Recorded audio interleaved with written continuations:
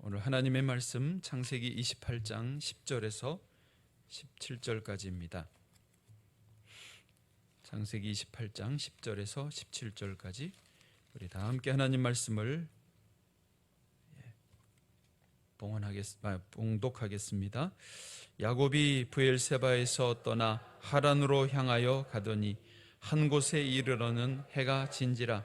거기서 유숙하려고 그곳에 한 돌을 가져다가 베개로 삼고 거기 누워 자더니 꿈에 본즉 사닥다리가 땅 위에 서 있는데 그 꼭대기가 하늘에 닿았고 또 본즉 하나님의 사자들이 그 위에서 오르락 내리락 하고 또 본즉 여호와께서 그 위에 서서 이르시되 나는 여호와니 너의 조부 아브라함의 하나님이요 이삭의 하나님이라. 내가 누워있는 땅을 내가 너와 내 자손에게 주리니 내 자손이 땅의 티끌같이 되어 내가 서쪽과 북쪽과 동쪽과 남쪽으로 퍼져 나갈지며 땅의 모든 족속이 너와 내 자손으로 말미암아 복을 받으리라. 내가 너와 함께 있어 내가 어디로 가든지 너를 지키며 너를 이끌어 이 땅으로 돌아오게 할지라. 내가 내게 허락한 것을 다 이루기까지 너를 떠나지 아니하리라 하신지라. 야곱이 잠이 깨어 이르되 여호와께서 과연 여기 계시거늘 내가 알지 못하였도다. 이에 두려워하여 이르되 두렵도다. 이곳이여 이것은 다름 아닌 하나님의 집이요 이는 하늘의 문이로다 하고. 아멘. 우리 사람은 희망이 없으면 살아갈 수가 없습니다. 그러나 아무리 현실이 어려워도 꿈과 희망이 있으면 어려운 현실을 이겨나갈 수 있습니다. 하나님은 우리에게 꿈과 희망을 주시기 원하십니다. 하나님은 하늘에만 계시지 않고 세상으로 내려오셨고 나를 찾아오셨고 꿈과 소망을 주셨습니다. 살아갈 용기도 힘도 주셨습니다. 할렐루야. 하나님은 특별히 그런 소망을 주시고 소망을 이루는 작업을 교회를 통해서 이루십니다. 그런 의미에서 우리 명성비전교회가 하나님의 꿈을 찾는 교회되고 하나님의 꿈을 이루는 교회 되기를 간절히 원합니다. 구체적으로는 우리 성도님들이 꿈을 찾게 되기를 원합니다. 주님을 잘 믿는, 또 신앙적으로 성장하고 성숙하고 날마다 가정이 기쁘고 사회생활이 즐겁고 또 물질적으로도 어렵지 않고 또 자녀들이 신앙을 잘 이어받아가는 그런 꿈이 이루어지는 교회 되기를 원합니다. 또한 우리 교회가 하나님의 꿈도 이루어드려야 되겠습니다. 하나님의 꿈은 무엇입니까? 세상에 믿음의 백성들이 번성하는 것입니다. 하나님의 나라를 이루는 것입니다. 그것을 위해서 우리 명성비전교회가 귀하게 쓰임받기를 원합니다. 또한 우리 교회가 세 번째로는 이 시대가 세상이 꿈꾸고 바라는 그런 교회 되어지기를 원합니다. 여러분, 세상도요 좋은 교회가 나타나기를 원합니다. 제발 우리에게 빛이 비춰지게 해달라고, 제발 우리에게 진리가 뭔지 좀 가르쳐 달라고 세상도 그렇게 헤매고 있습니다.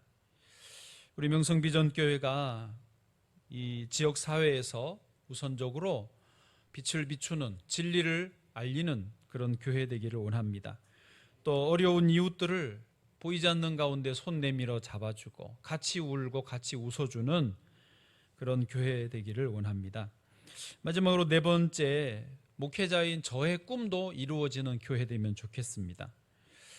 저는 목회를 열심히 한다고 하지만 저의 생각에서 멈출 때도 있습니다. 그러나 하나님이 기뻐하시는, 정말 예수님을 높이는 모든 분들이 참 목회자가 저래야지, 그런 모습이면 참 좋겠습니다. 더러 목회자 때문에 뉴스에 나오고 요즘은 유튜브에 나오고 그런 것 때문에 얼마나 마음이 상하실지 모르겠어요. 저도 마음 상합니다. 그러나 묵묵히 겸손하게 목회를 잘하고 계시는 분들이 훨씬 많습니다. 낙심하지 마시고 믿음의 길을 계속하고 또 저를 위해서도 제가 은퇴할 때까지 변하지 않도록, 사고 치지 않도록, 은퇴 이후에도 노년에 하나님 앞에 설 때까지 주의 종의 길을 잘 가도록 기도해 주시기를 바랍니다. 그런 꿈들이 이루어지기를 간절히 원합니다. 자, 그러면 어떻게 우리의 꿈과 소망이 이루어지게 될까요? 우리는 뭘 해야 됩니까? 오늘 이제 주인공이 야곱이겠는데 야곱에게서 영감이 있어지시기를 바랍니다. 오늘 본문을 간략하게 설명을 드리면 이렇습니다. 야곱은 이제 고향집을 떠나야 됐고 긴 나그네의 여정을 가야 됐습니다. 약 800km를 가야 됐습니다. 브엘세바에서 하란까지 가는, 외삼촌의 집까지 가는 거리였는데 지금으로 말하면 서울에서 부산이 약 400km 정도 잡더라고요. 그래서 서울 부산을 왕복하는 거리를 걸어서 가는 길이었습니다. 야곱은 과연 자기가 무사히 하란까지 도착할 수 있을까 확신할 수 없습니다. 가는 길에 강도도 많고 들짐승도 많고 쉴 만한 숙박시설이 없습니다. 음식도 물도 구하기가 쉽지 않습니다. 그래서 오늘도 노숙을 하는데 그런 길에서 어떻게 도착할까 불안했습니다. 궁극적으로는 거기서 외삼촌의 집에 며칠 몇 개월 머물다가 다시 돌아와야 되는데 집으로 돌아올 수는 있을까? 모든 게 불확실했습니다. 그렇게 피곤한 몸을 눕혀서 돌 하나 베개 삼아 잠을 청하였는데 꿈을 꾸고 놀라운 광경을 보게 됩니다. 첫 번째, 사닥다리가 땅 위에서 그 꼭대기가 하늘에까지 놓이는 사닥다리를 보게 됩니다. 두 번째, 그 사닥다리에 하나님의 사자들이 오르락 내리락 하는 것을 보게 됩니다. 그리고 세 번째, 여호와 하나님이 사닥다리 꼭대기에 서서 자기에게 말씀하시는 거예요. 나는 여호와다. 나는 스스로 있는 자다. 나는 너의 할아버지의 하나님, 너의 아버지의 하나님 여호와다라고 자기 계시를 하시는 것입니다. 그리고 네 번째, 야곱에게 축복의 말씀을 하시는데 상상하기 어려운 축복을 쏟아부어 주십니다. 지금 야곱의 꿈은, 현재 꿈은 뭐냐면 무사히 외삼촌의 집에 도착하는 거, 800km를 더 나아가서 무사히 고향집에 돌아오는 게 지금 자기의 꿈이지만은 하나님은 그런 야곱의 꿈보다 차원이 높은 것을 제시하십니다. 뭐라고 하느냐? 첫 번째, 지금 너가 누워있는 이 땅을 너와 너의 후손에게 주겠다라고 약속하십니다. 땅 주신대요. 두 번째, 너의 자손이 땅의 티끌처럼 많게 해주겠다는 거예요.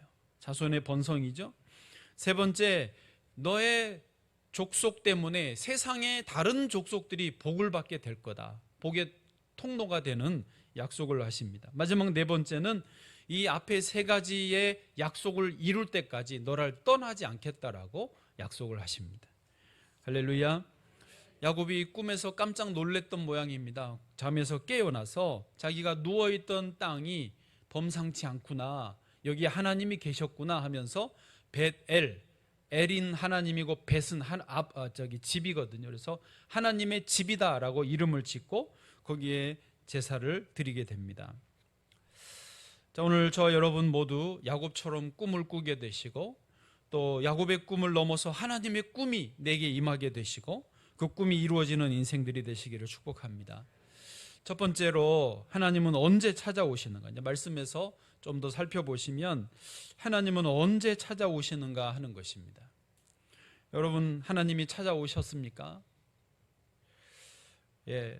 야곱에게 하나님이 언제 찾아오셨는지 좀 살펴보겠습니다.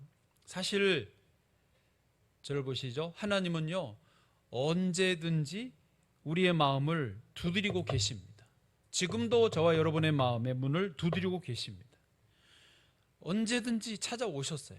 그런데 문제는 우리가 준비가 안 되어서 마음의 문을 열지 않기 때문에 모시지 못한 거예요. 만나지 못한 거죠. 어찌 보면 내가 거부했던 것입니다. 하나님은 그래서 내 심령이 가난해질 때, 내가 고난, 고통 중에 있을 때 만나게 되고 경험하게 되는 것입니다. 야곱은 외로울 때, 두려움의 광야에서 노숙할 때, 모든 게 불확실한 상황 속에서 하나님을 체험하게 되었던 것입니다. 그래서 성경은요, 심령이 가난한 자가 복이 있다, 저희가 천국이 저희 것임이라고 마태복음 5장 3절에 말씀하십니다. 심령이 가난한 자, 마음이 가난해질 때, 낮아질 때 주님을 만나게 되고 천국을 경험하게 되는 것입니다. 그래서 심령이 가난한 자에게 뭐가 있다고요? 복이 있다고요. 아멘. 여러분, 문제가 있으십니까? 기뻐하십시오. 복이 있는 것입니다. 시편 51편 17절에 보면 하나님께서 구하시는 제사는 상한 심령이라고 말씀하십니다. 지금 하나님이 구하시는 예배를 드리고 있습니까? 하나님이 구하시는 예배는 뭐냐면 평안함보다는 내 마음이 상한 상태예요. 해도 안 되는구나. 노력해도 잘 안 되고 아무리 애를 써도 길이 안 보이는구나. 도대체 어떻게 해야 될지 모르겠구나. 답답한 마음으로 하나님께 나올 때에 그 심령이 하나님이 받으시는 심령의 제사, 예배가 되어지는 거예요. 저는 개인적으로 지난 한 주간 되게 바빴나 봐요. 체력이 딸리더라고요. 아직 젊은데 말이죠. 그래서 제가 오늘 새벽에 왜 이렇게 피곤하지? 어제도 종일토록 피곤하더라고요. 이상하게 피곤했어요. 금요일까지는 좀 덜 했는데, 그래서 지난 주간이 어땠지 하고 최근에 그 전 주까지 살펴보니까 계속 좀 일들이 많았습니다. 저도 사람인지라 어제 집중해서 말씀을 준비해야 되는데 피곤한 거예요. 물론 막 늘 그런 건 아닙니다. 말씀을 준비하려고만 하면 피곤한 거예요. 사람들하고 있으면 피곤한 줄을 모르는데 이제 영적으로 더 집중을 해야 되니까 그런 것 같기도 하고, 그런 어제 그 한계를 느꼈습니다. 그래서 오늘 아침에도 새벽에도 왜 이렇게 내가 피곤했지? 근데 피곤하였지만, 그래서 제 생각에는 충분히 주일 준비를 못한 것 같은데 그 상태로 주 앞에 나오는데요, 이게 예배가 되는 거예요. 상한 심령이 예배가 되는 거예요. 거꾸로 내가 충분히 준비했다면서 자만해서 나올 때 예배가 안 되는 거예요. 여러분, 지금 예배가 되십니까? 예배가 되시기를 바랍니다. 문제가 축복입니다. 하나님께서 구하시는 제사는 상한 심령이에요. 그래서 하나님이여 상하고 통해하는 마음을 주께서 멸시하지 아니하시리이다. 왜 나는 안 될까? 왜 나는 이렇게 문제 속에 있을까? 그렇게 나올 때 하나님이 멸시하지 않고 기쁘게 받아주시는 거죠. 오늘 그 은혜를 체험하시기를 바랍니다. 누가복음 5장 32절도 그렇습니다. 같이요, 시작. 내가 의인을 부르러 온 것이 아니요 죄인을 불러 회개시키러 왔노라. 아멘. 의인이 아니라 죄인을 불러 회개시키러 오셨어요. 마태복음 9장 12절 제가 읽습니다. 예수께서 들으시고 이르시되 건강한 자에게는 의사가 쓸데없고 병든 자에게라야 쓸데있느니라. 우리가 병이 있을 때, 아픔이 있을 때 하나님이 만나 주시는 거예요. 아니, 정확히는 내가 하나님을 만나러 나오는 거죠. 다윗 왕도 그런 일이 있었습니다. 아직 왕이 되기 전이었는데 600명과 함께 시글락이라고 하는 곳에서 망명촌을 만들어 생활하고 있을 때였는데요. 다윗이 600명과 함께 살다가 이제 그 가족들이 함께 촌을 이루고 살다가 600명과 함께 잠시 전쟁에 나갔다 왔는데 아말렉 족속이 와서 그 가족들, 아내들과 아이들과 가축과 재산을 다 약탈해서 가버렸습니다. 그리고 마을은 불태워져 버렸습니다. 다윗을 따르던 600명, 다윗만 믿고 의지하던 600명이 너무 황당하고 분노가 일어서 다윗을 돌로 쳐서 죽이려고 한 것입니다. 여러분, 그 상황에서 다윗을 돌로 쳐 죽이면 다윗의 꿈도 끝나고 600명의 꿈도 끝나는 것입니다. 우리가 이렇게 지금 힘들지만은 이스라엘 나라를 회복해보자, 그런 꿈이 있었는데 꿈이 다 물거품 되는 것입니다. 그런 순간에 다윗도 나도 힘들다, 놔버릴까 하는 그런 유혹이 있었지만 다윗이 그 순간에 하나님을 찾습니다. 0.01초의 순간이지만 하나님을 찾으니까요, 마음이 곤고한 상태에서 하나님을 찾으니 하나님의 은혜를 입습니다. 사무엘상 30장 6절이 그렇습니다. 백성들이 그 600명이에요. 자녀들 때문에 마음이 슬퍼서 다윗을 돌로 치자 하니 다윗이 크게 다급하였으나, 순간적인 위기를 느꼈지만 포기할까 버틸까 그 위기였지만은 그의 하나님 여호와를 힘입고 하나님을 찾으니 하나님이 그에게 용기를 주셨던 것입니다. 할렐루야.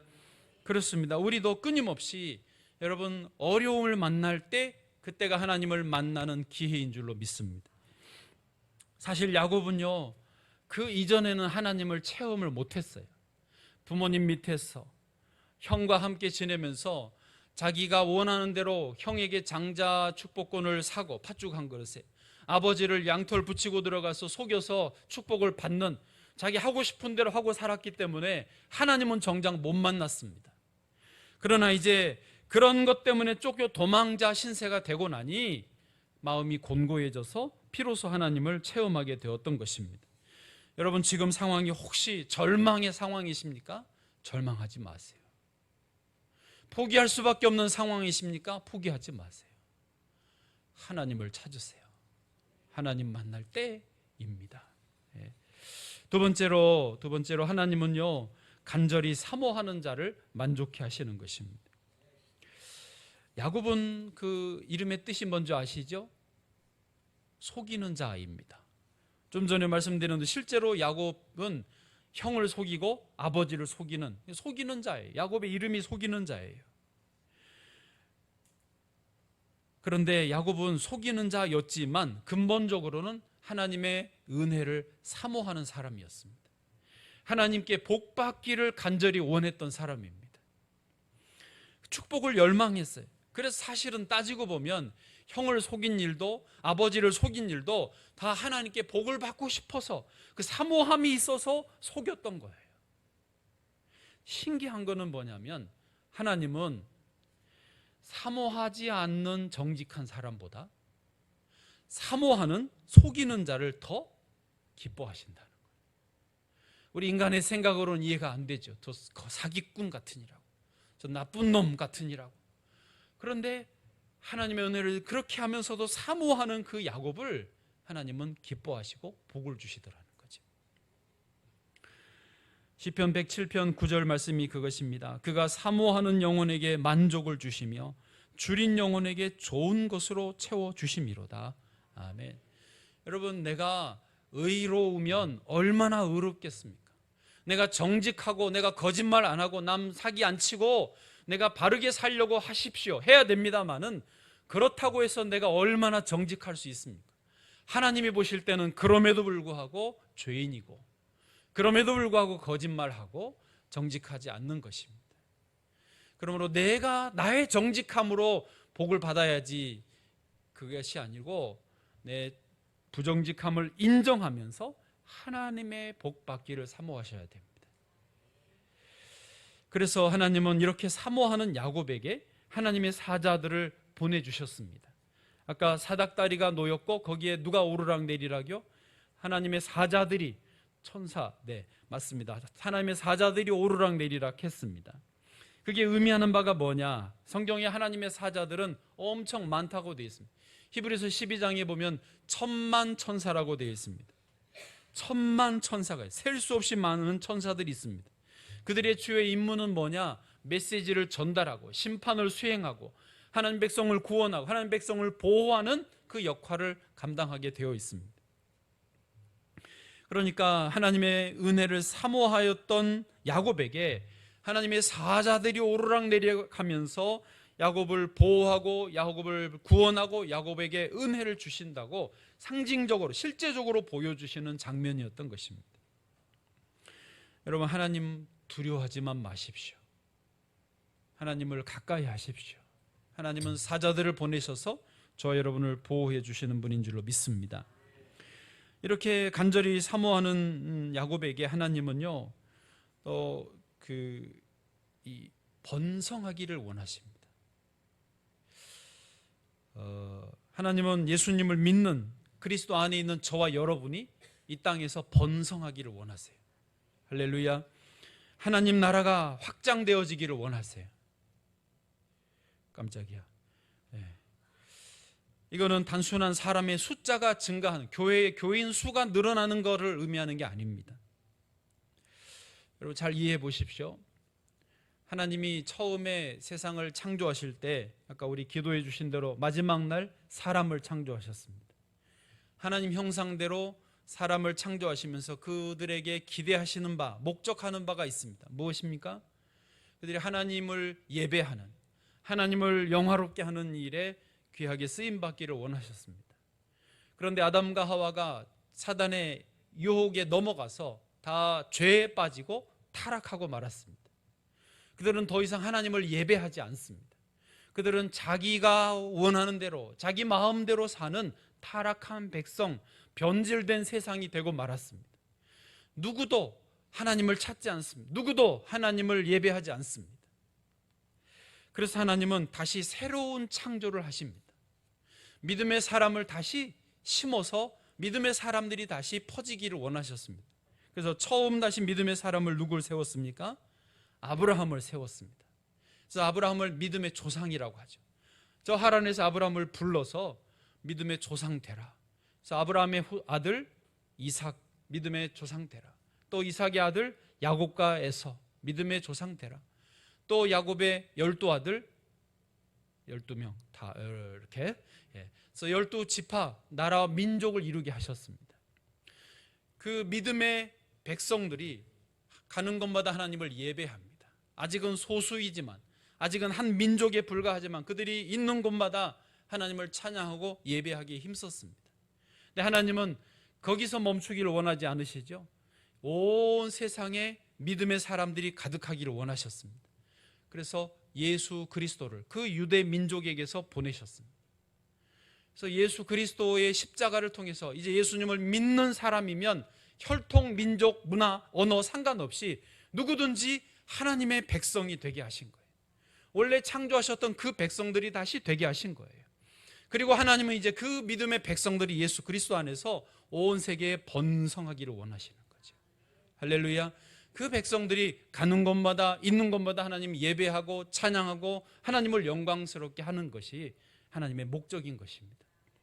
그러므로 하나님은 지금 여기 야곱에게도 그 축복의 말씀을 하시는 거예요. 14절 보시면 14절 너의 자손이 믿음의 자손이 아브라함, 이삭, 야곱 너의 자손이 12지파가 될 거 아닙니까? 땅이 티끌같이 되어서 너가 서쪽과 동쪽, 북쪽, 남쪽으로 퍼져나갈지며 하나님 원하시는 것은 이거예요. 주의 백성들이 번성하기를 원하시는 거예요.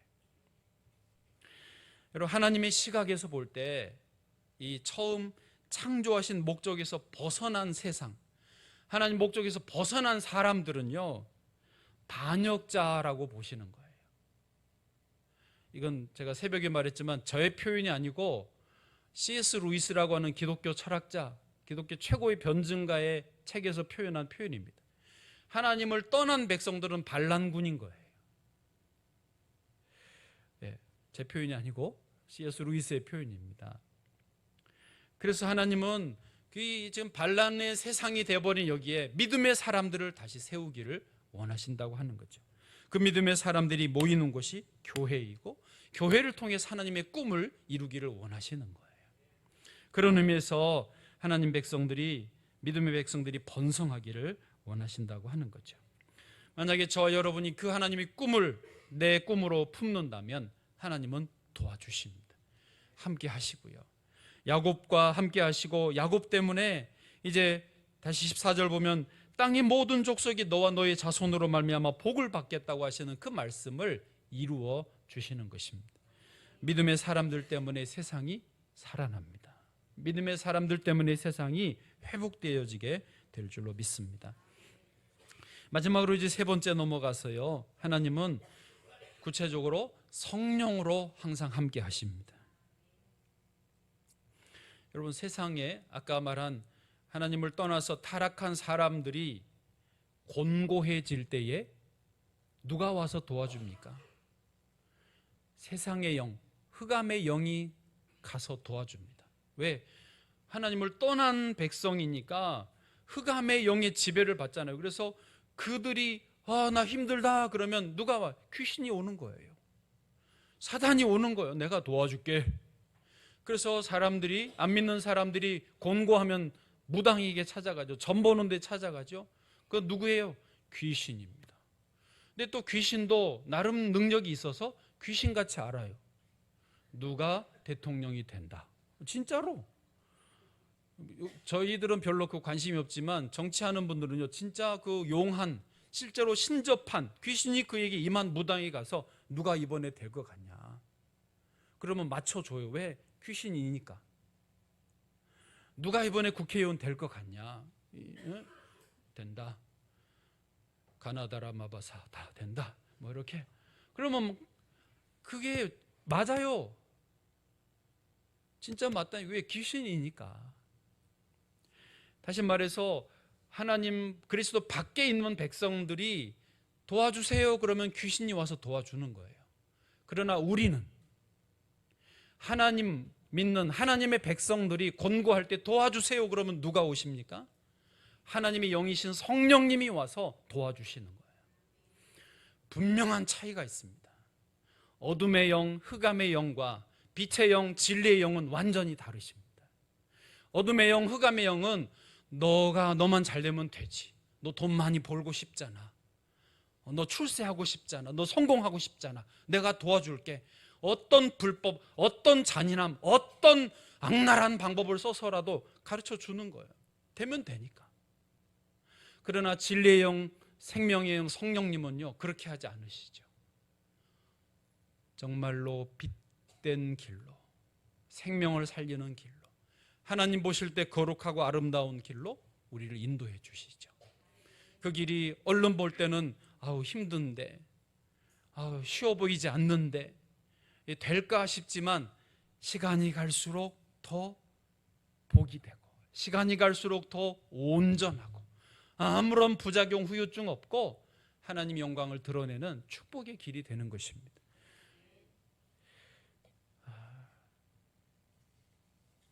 이런 성령님은 어디에 계십니까? 항상 우리와 함께 계십니다. 야곱은 잘 몰랐어요. 그래서 하나님이 여기 계신 줄 모르고, 그래서 그 자리에 돌 세우고 자기의 베개 했던 돌, 자기가 베개로 베던 돌을 세워가지고 여기가 하나님의 집이다라고 했지만, 사실은 성경 전체로 보면 하나님은 어디 계신다고요? 성령님은 언제나 어디서나 저와 여러분과 함께 하십니다. 그래서 영이시기 때문에 가능한 것입니다. 하나님이 성령님으로 함께 하시는 기준은 특정한 장소가 아니라 믿음의 사람입니다. 예수 그리스도를 구주로 고백하는 저와 여러분과 성령님은 함께 하십니다. 그래서 바울도 이렇게 알려줬습니다. 고린도전서 3장 16절입니다. 시작. 너희는 너희가 하나님의 성전인 것과 하나님의 성령이 너희 안에 계시는 것을 알지 못하느냐. 아멘. 우리 하나님의 성전이 돼서 내가 베델이에요. 하나님의 집이에요. 그래서 내가 어디로 가든지 하나님이 나와 함께 하시는 거죠. 이렇게 하나님이 함께 하시면 우리는 이제 삶이 내 차원에서, 인간의 차원에서 하나님의 차원으로 훌쩍 뛰어오르게 됩니다.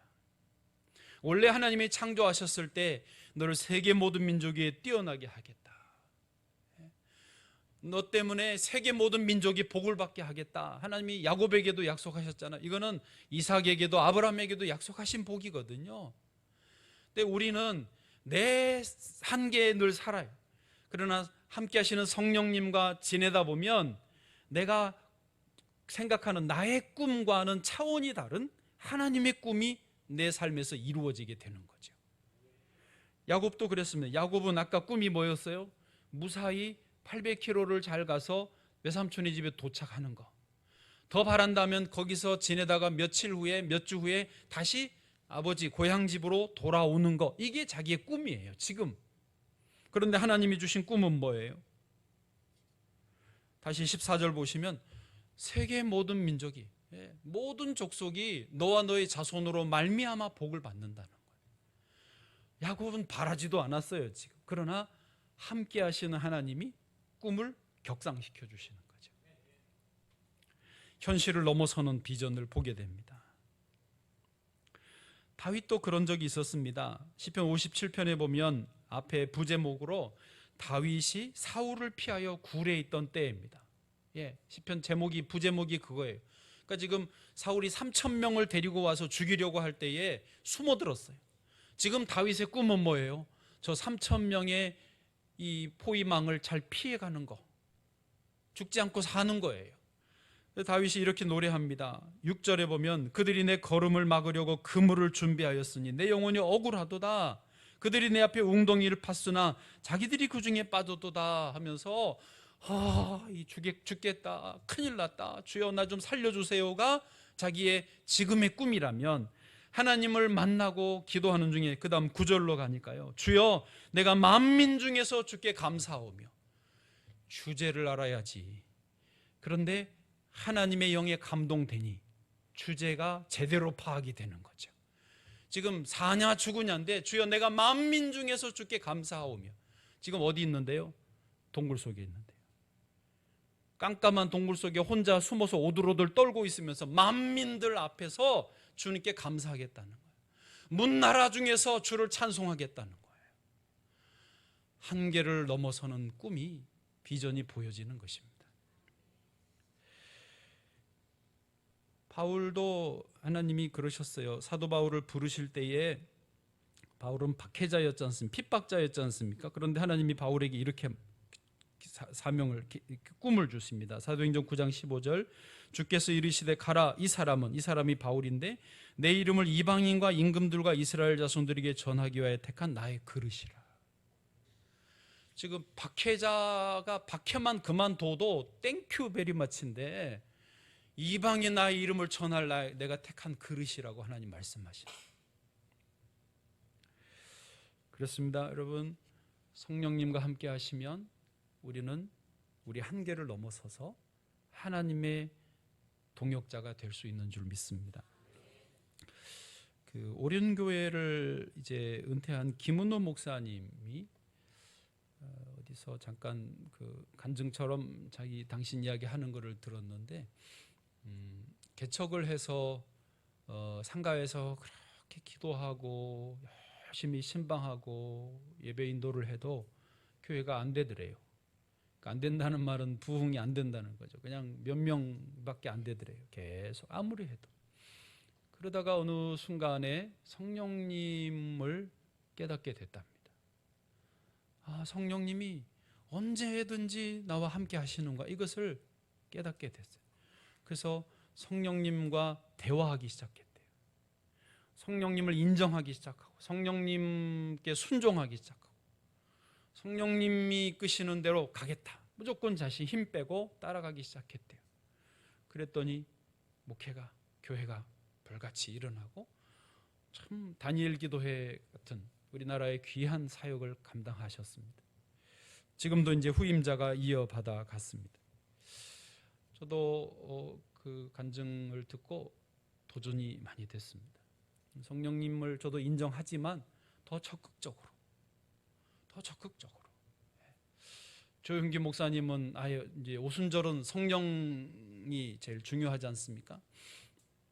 조용기 목사님 이제 영어 설교하는 거 일부러 좀 들었는데, Holy Spirit, you are my senior pastor. Let's go, let's go 그러시더라고요. 성령님은 나의 담임 목사님이십니다. 담임 목사님 함께 가십시다. Let's go, let's go. 그 어디 가냐 그래서 설교하러 강단에 가시더라고요. 항상 성령님과 동행한다라고 간증하는 걸 들었습니다. 굉장히 많이 배웠습니다. 지금도 배우고 있지만, 여러분, 우리 신앙생활에서 이 땅에 이게 하나님의 뜻입니다. 그리고 성령 강림절 주일 한 번 지나지만은 성령님은 항상 함께 계십니다. 성령님을 인정하십시오. 성령님과 대화하십시오. 성령님께 순종하십시오. 성령님과 함께 나아가십시오. 하나님이 저와 여러분에게 주신 꿈도 이루어 주시고 우리를 통하여 하나님의 꿈을 이루어 가실 줄로 믿습니다.